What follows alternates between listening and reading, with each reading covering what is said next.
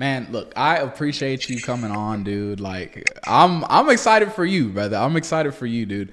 But Sir. so tell us, Bo. Like, where were you before you joined the community? Like, what were you doing in the space? Like, how did you get into the tech space? Yeah, it initially happened. My uncle had a construction company and he just needed somebody to do all the computer stuff for him. So I was like subject matter expert for that, but none of it was enterprise. It was all just like ad hoc and whatever you could put together. So then, I made my way to a desktop support role in El Paso at a credit union. And from there, I just tried to soak in as much knowledge as I could. And then once it got to a point, I kind of felt like, okay, I think I've gathered like some pretty good skills, especially like explaining, technical things to non-technical people and all those types of things. But I'm ready to elevate my career because I know, the money here ain't that great. So something had to change. So I was actually watching Henry Davis's podcast, and then I saw you come up on there talking about how you had a community on school and all this stuff. So then I checked it out, and it seemed pretty legit. There was testimonials and people like saying like, hey, you just put the work in, it'll happen for you. So okay, well I can put the work in. So yeah, and then that's when we started our dialogue. Okay. And now you came into the community in a role already, desktop support, right? Like, what made you be like, hey, man, I got to get out of this role? I can't stand deploying a desktop computer. It's so frustrating. Yeah. Like it's I've done it so many times and for so many people, and it's always the same thing.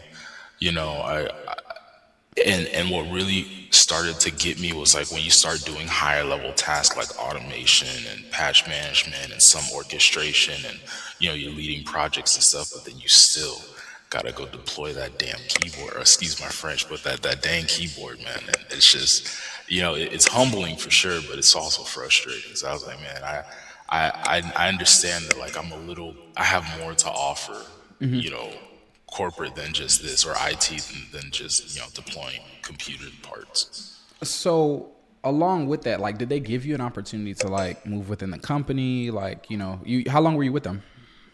2 years. Okay. And they didn't give you like any opportunity to, like transition or anything like that? No, any opportunity that did come up, I'd have to fight for. Like, I would apply, and then they wouldn't see me, and then I'd make like, I'd be like, hey, I applied for this role. I thought we were trying to do things internal. And I'm like, oh, Right. okay. But they'll do the interview already having somebody in mind, like a candidate for the role already. So it's just kind of like a participation trophy almost. So like, I'd say like there were opportunities to grow, but not really. Got you. So what was the point that made you be like, all right, like I got to get out of here? Yeah, man. It's when they hired somebody that I to this day think isn't necessarily qualified for the role, and it wasn't like a culture fit or anything like that. It's just more like a person to fill the seat, but they wouldn't do it from within. So that it kind of showed me like their character. Like, hey, look, we'd rather get an external candidate than raise up one of our own. So I'm like, okay, and there was no hard feelings about it or anything. It's just like it's a game and you have to play it, by their rules. So I knew I had to make a change at that point because I couldn't wait on them. Yeah, that's. I feel like that's a lesson a lot of people need to learn, especially with the entry level roles. Like most companies aren't going, like, especially if you're good at what you're doing at an entry level, they're not going to move you from that role to a higher level position. Like even from the Right, company perspective, they're like, this person's really good at what they do. They're like our strongest guy on the help desk or desktop support.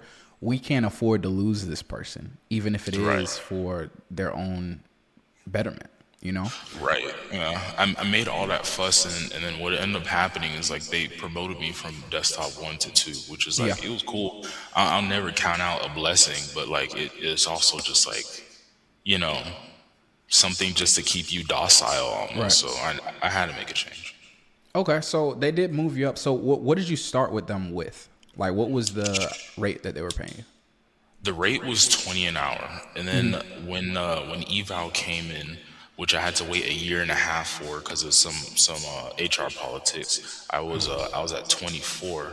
I was trying to get 25, so my metrics were like off the chart, right? Like they did a scale from 0 to 5, and my score was like 4.5 or something crazy like that. Yeah. And so I thought I had like enough leverage. It would be like, hey, just give me $5 extra. And they weren't budging on that $1, man. That $1. So I was like, okay, all right, I'm not gonna force any hands. So that's when I started looking. Right. And I looked on my own and I got like a couple offers, but they weren't any better. Like it was just lateral movement, and I'm always trying to look for vertical movement. So I'll give them credit where it's due. They tried, but like they didn't try that hard, if that makes any sense. So basically, they was like, yeah, we're not gonna pay you more, even if you're skilled. Right. Yeah. Okay. Okay. So now, amidst that, where are you at now since you joined the community? In what way? What do you mean? Like, where are you at in terms of salary now since you've joined the community? Oh yeah, man. We doubled up. We doubled up on them, man. We got an offer not too long ago. I think that this is last week. It came in on a Monday, and I went from making 20 an hour to 109 a year after bonus. It's 95K plus 15%. So that more than doubled my salary from what I came in at. You know what I mean? So, how many offers were you able to get, like when you joined the community? From the time I joined to now, I was able to get 3 good offers, right? 3 written offers. Oh, and what was the thing that made you choose this one?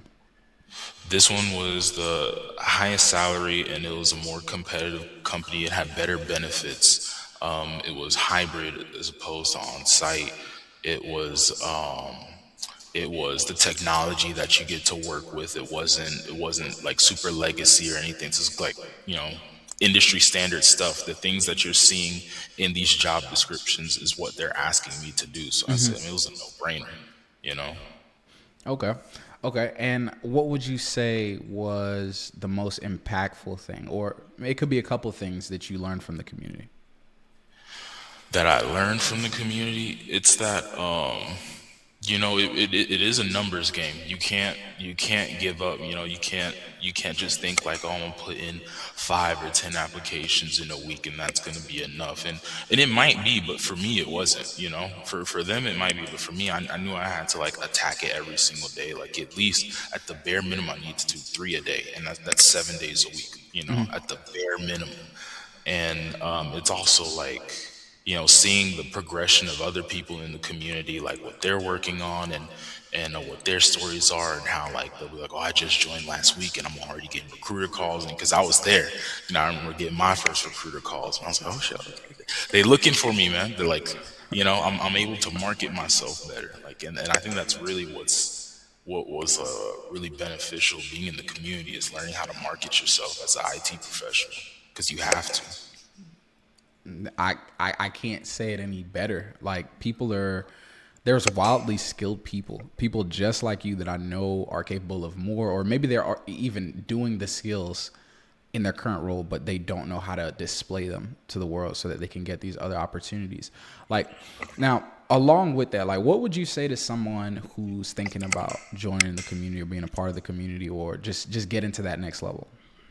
Yeah, so I say if you're truly ready to take that next step, you should understand a couple of things. You'll see results if you put in the work, but it's like you say almost every day. I can't do the work for you, right? I can't grind for you. You have to be able to put in the effort, and it's gonna be a lot of long nights. It's gonna be some quiet nights by yourself, just seeing that application button over and over again, and then unfortunately we can't move on and all these things, but you just have to keep putting in that effort.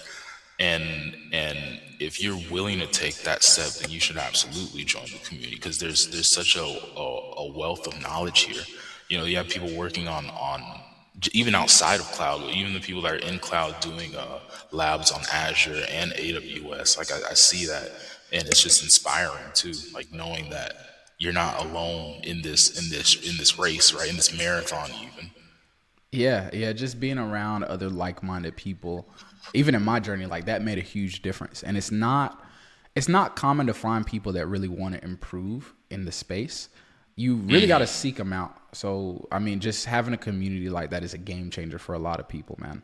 But if there was one last thing you could leave the people watching this with, or anybody watching this with, what would it be? I just have to emphasize that you have to be willing to put in the work, and you have to come with an understanding that, like, if you're part of the community, you will see results as long as you're putting in that work. And there will be people to support you along the way too. I love the wins, like posting your wins and stuff. Like, it feels good to know that, like, there are people that are on the same track as you, rooting for you, and you're rooting for them, and they can share their sauce and you can share your sauce. You know, little things like that. It's a beautiful thing, man. But you have to put in the work. Hey man, well, you put in the work, 3 offers, doubled the salary, moving from, being stuck at a desk with desktops. I mean, you crushed it. And really, this is just one stepping stone. The next step Yeah. is how can we get even beyond that 6-figure salary, right?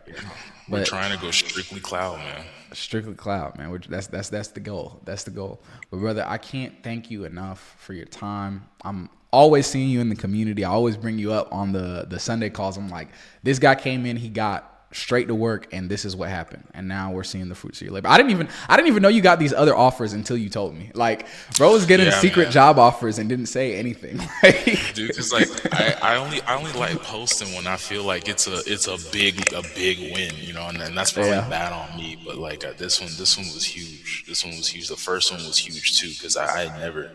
I remember I was texting. I was like, "Oh, they're offering me this much. I don't know what to say. I'm panicking." And to go from that to like this stone cold, you know what I mean? yeah, Just yeah. handling your business with the recruiter and all that stuff. So it's nice. You know, a lot of growth happened. Yeah, man, this is only just one step of many, man. I'm proud of you. I can't thank you enough for your time. I know you're getting ready, getting excited to get into this. So, brother, Oh yeah. thank you so much for your time, man. Man, thank you for creating the platform, man. I really appreciate it. I hope others feel the same way. Absolutely. All right, guys.